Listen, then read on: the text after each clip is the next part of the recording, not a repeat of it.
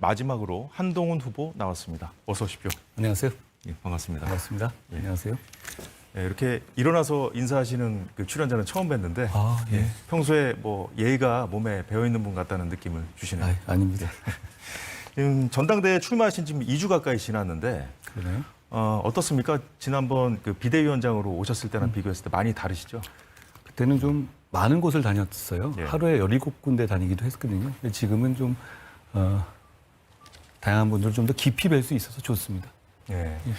이제 지난 총선에 이제 총괄 선대위원장으로 이제 다른 후보들 많이 만나셨고 지금 이 상대하시는 이제 후보들 다른 주자들 지원 요새도 많이 해주시고 하셨는데 그랬었죠? 좀 공격이 좀 격하게 좀 들어오는 것 같거든요. 저희가 봤을 때도 좀 예상을 하셨습니까 어느 정도?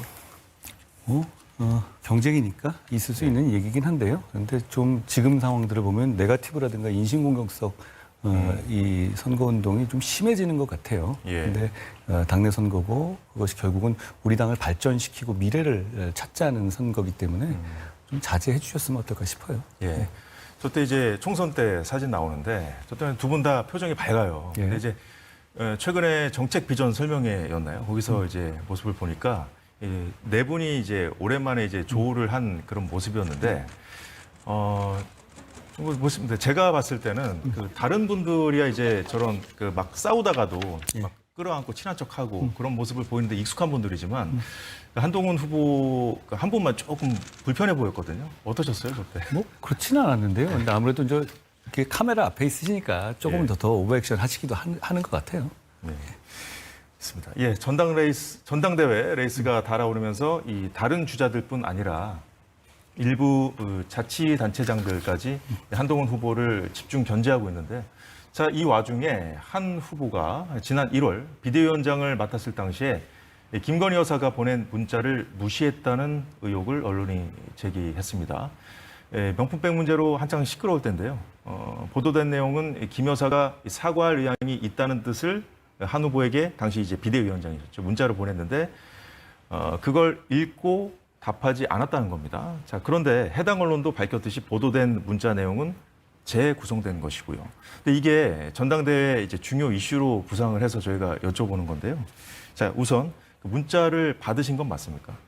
그렇게 물어보시니 제가 전체로 설명드릴까요? 예. 일단 저는 지금 이게 이 시점에서 6개월 지난 다음에 전당대회를 앞두고 나오는 게 좀 의아하고요. 예. 이 건전한 의도로 보이지는 않습니다. 그리고 그 시점에서 저쪽에 일종의 이런 프레임을 제기하는 거잖아요. 예. 사과를 하려 했는데 제가 뭐 받아주지 않았다? 그건 정말 잘못된 프레임인 이것도 거죠. 일종의 하나의 책임론을 만들기 위한 책임론 프레임을 만들기 위한 의도가 아닌가 싶은데요. 이미 있었던 일을 한번 보시면요. 그때 1월에 이미 제가 사과 요구를 공식적으로 공개적으로 한 상태였잖아요. 예. 그렇죠? 국민의 눈높이에 맞아야 한다는 이유로. 그러면서 일종의 불편한 국면이 됐었죠. 사실 그리고 그 이후에도 네. 이 용산 대통령실에 제가 공적인 통로를 통해서 강력하게 사과를 해야 한다라는 뜻을 계속 전달하고 있던 상황이거든요. 그런 상황에서 일종의 문자가 온 것인데 거기서 제가 마치 그 사과를 안 받아줬기 때문에 사과를 안 했다? 그게 가능한 구도인가요? 그리고 저 문자가 있은 이후에 아주 얼마 안 돼서 저에게 대한 사퇴 요구가 있었지 않습니까? 한 이틀 후인가요? 하루나 이틀 정도일 겁니다. 그리고 사퇴 요구의 이유는 저 이슈가 큰 이유였잖아요. 누가 보더라도. 그렇다면 저한테 저 얘기를 뒤집어 씌우려고 하는 것 자체는 너무 무리한 얘기 같아요. 그리고 그 문자의 내용도 재구성된 것이어서 실제로는 사과를 하기 어려운 이런 사정이 있다는 것을 좀 강조하는 취지였던 것으로 저는 기억합니다.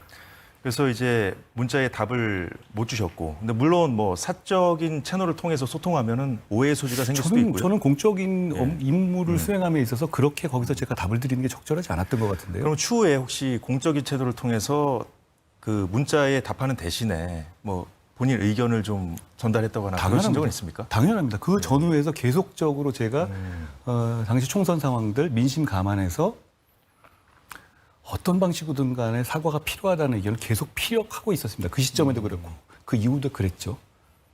자, 이 팩트는 지금까지 김건희 여사의 직접적인 입장 표명이 없었다는 건데 왜 이런 얘기가 나왔는지 저희도 좀 궁금하네요. 그러니까 그 이후에라도 그러면 어떤 뭐 사과하시거나 그런 건 없었지 않습니까? 예. 그걸 가지고 일종의 뭐 후보들이 일종의 이 전대를 대비한 어떤 음모론을 제기하시는 것 같은데요.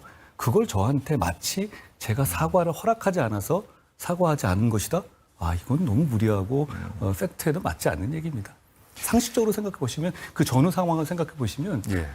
저야말로 정말 국민의 눈높이에 맞는 사과를 여러 차례 강력하게 요구했죠.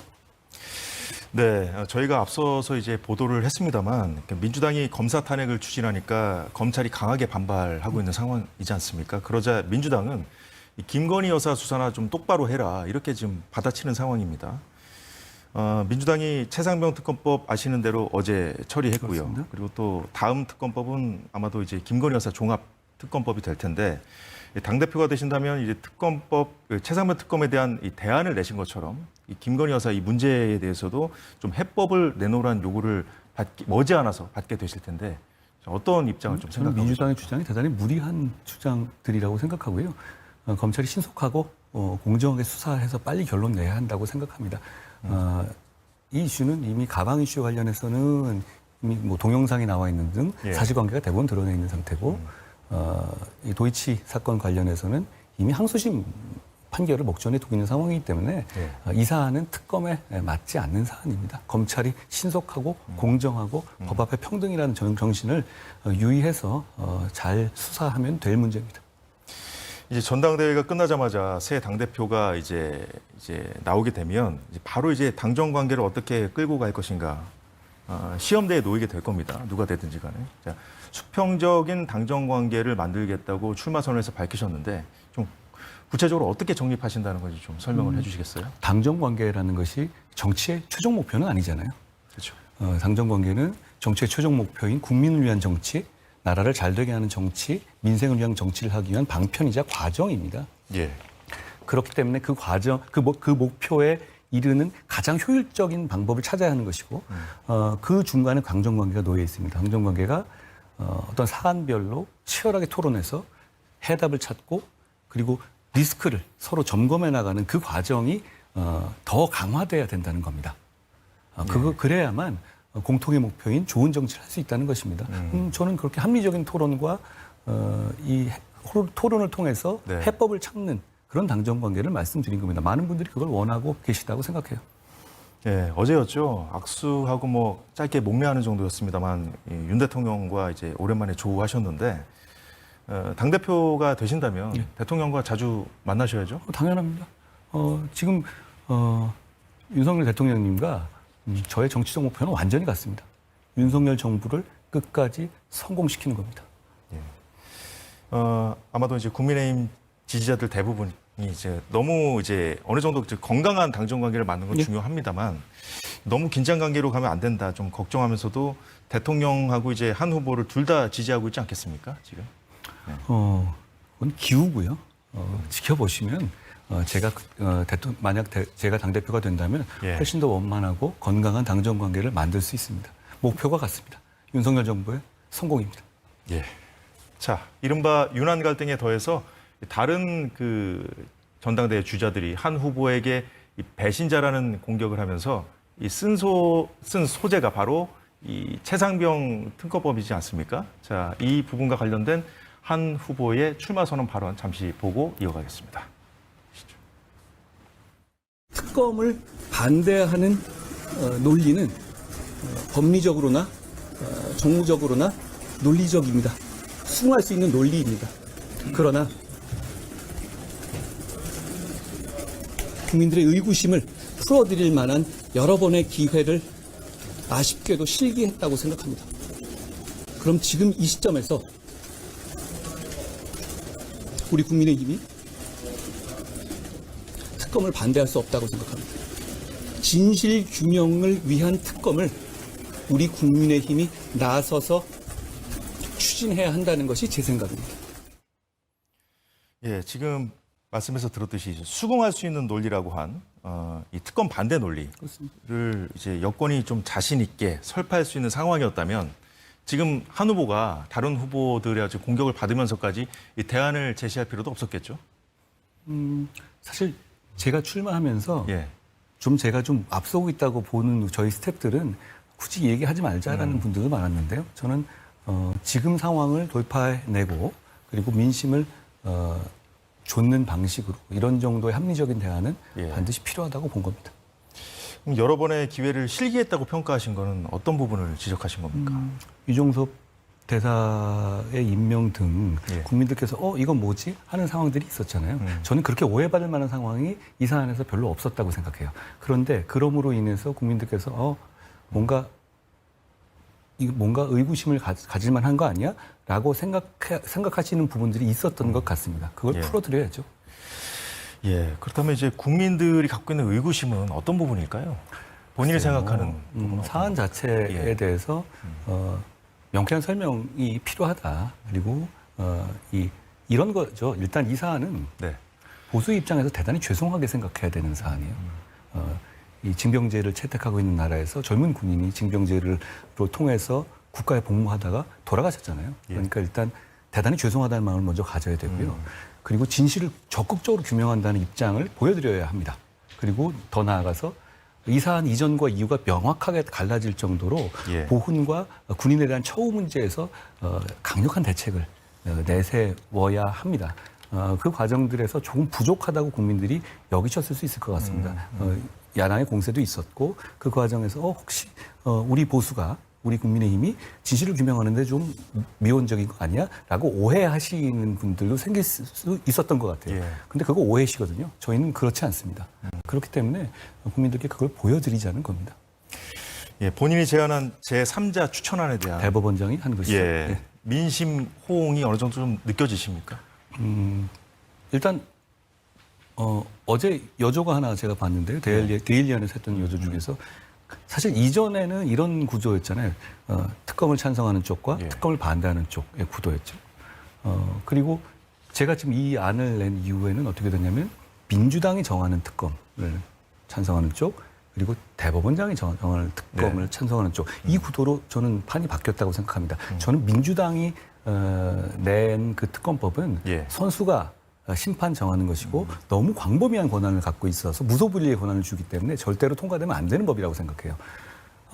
그렇지만 마치 진실을 규명하려는 쪽, 마치 진실을 거부하려는 쪽 이런 프레임이 잡혔단 말입니다. 거기에 이제 빠져 들어갔죠. 그렇죠. 예. 그런데 지금 상황에서는 더 공정한 특검법을 누가 보더라도 선수가 심판을 정하는 것보다는 대법원장이 정하는 게 훨씬 더 제3자가 정하는 게 더 그 진실을 규명하는 게 좋지 않겠습니까?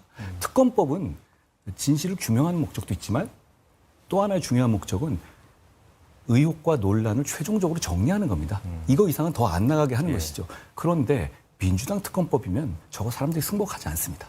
그러니까 제가 낸 대안이 훨씬 더 합리적이고 사법체계에 맞습니다. 그렇다면 우리 입장에서는 진실을 규명하는 것을 방해한다는 오해를 받지도 않으면서 그리고 보훈과 안보에 충실하다는 저희 본연의 핵심 가치를 지키면서도 이 상황을 돌파할 수 있고 빠져나올 수 있는 그런 대안이 될 수 있다라고 생각하고 그게 실증적으로도 그런 여론조사에서 드러난다고 생각해요. 자, 그런데요. 자, 민주당을 비롯한 일부 야당들의 속이 좀 뻔히 보이지 않습니까? 예. 대통령의 책임으로 결론이 나지 않는 이상은 계속해서 뭐 한동훈표 특검을 받아서 뭐 한다 하더라도 그 결과에 수긍하지 않을 텐데요. 어떻게 수긍하지 않죠? 어떻게 수긍하지 않을지 모르겠습니다. 대법원장 인준 자기들 다 찬성하지 않았나요? 더 돌아갈 수 있는 상황은 없을 거예요. 지금 그리고 공수처가 대단히 공격적인 수사를 하고 있습니다. 예.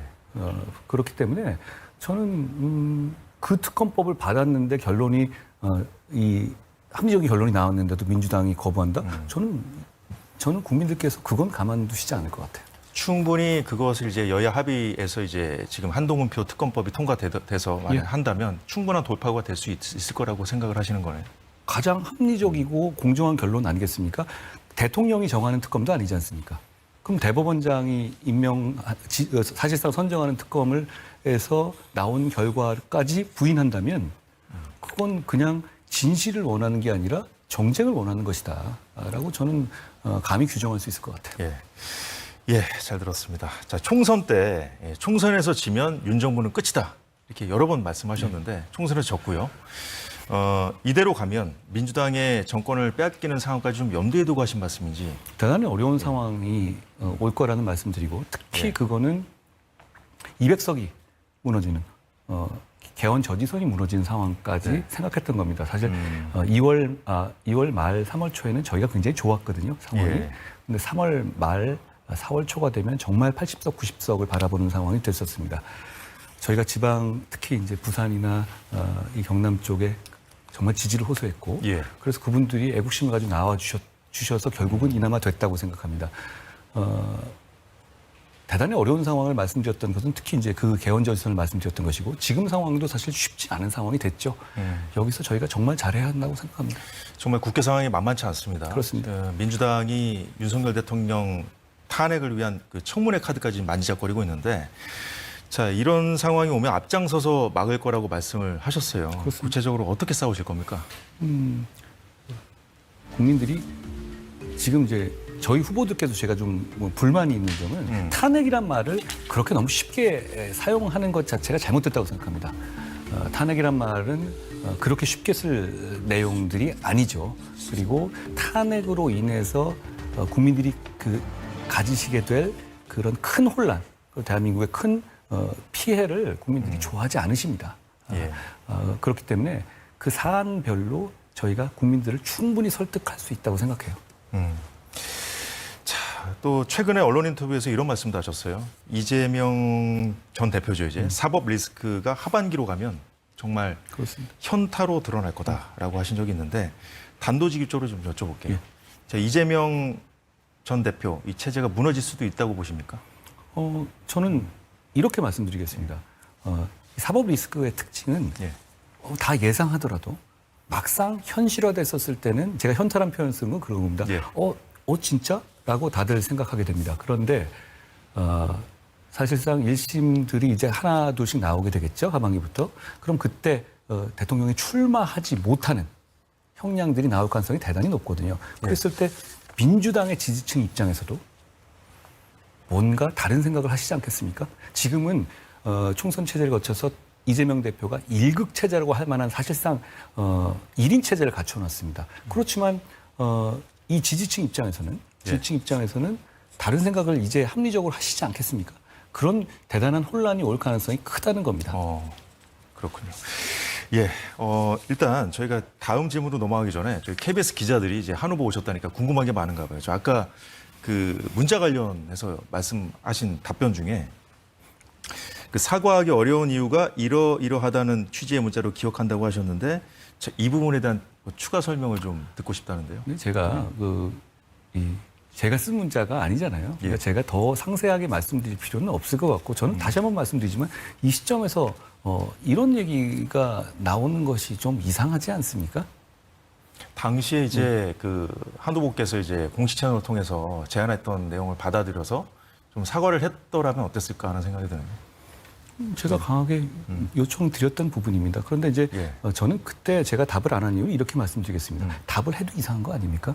제가 그 시점에서 공식적인 채널을 통해서 강력하게 사과를 해야 한다고 요청드리고 있는 상황인데 그러니까 제가 사과가 필요하다는 입장은 너무나 명확하잖아요. 그리고 공개적으로까지 밝힌 상황이었는데 그런데 이 당사자께서 저한테 이 사적인 통로로 말씀하시면 거기에 제가 어떤 답을 드려도 오해와 분란의 소지가 있을 거라고 생각합니다. 그리고 저는 평생 공직생활하면서 어떤 사적 관계라든가 이런 영역이 공적 임무를 수행하는 데서는 전혀 관여되지 않아야 한다라는 강한 소신을 갖고 있습니다. 예, 그 부분은 거기까지만 여쭤보겠습니다.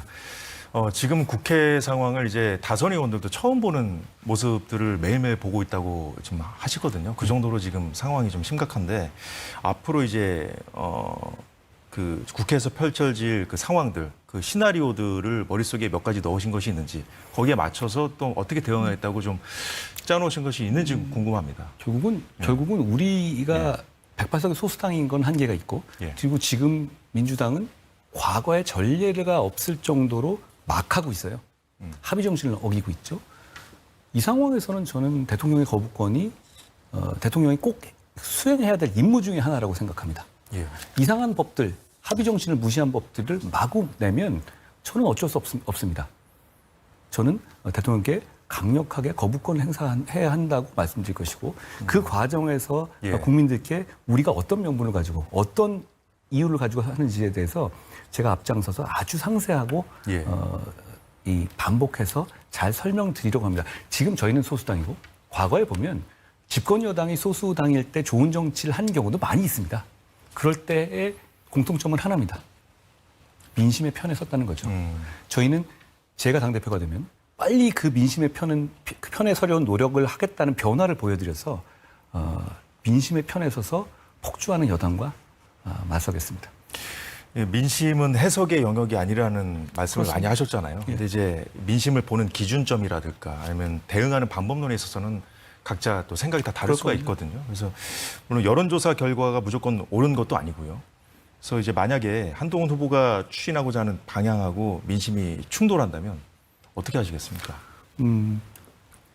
저는 정치의 리더가 이 민심을 거스러야 될 때도 있다고 생각해요. 민심도 어떤 선동이라든가 순간적인 기호에 의해서 분명히 잘못된 길을 가는 경우도 있잖아요. 예.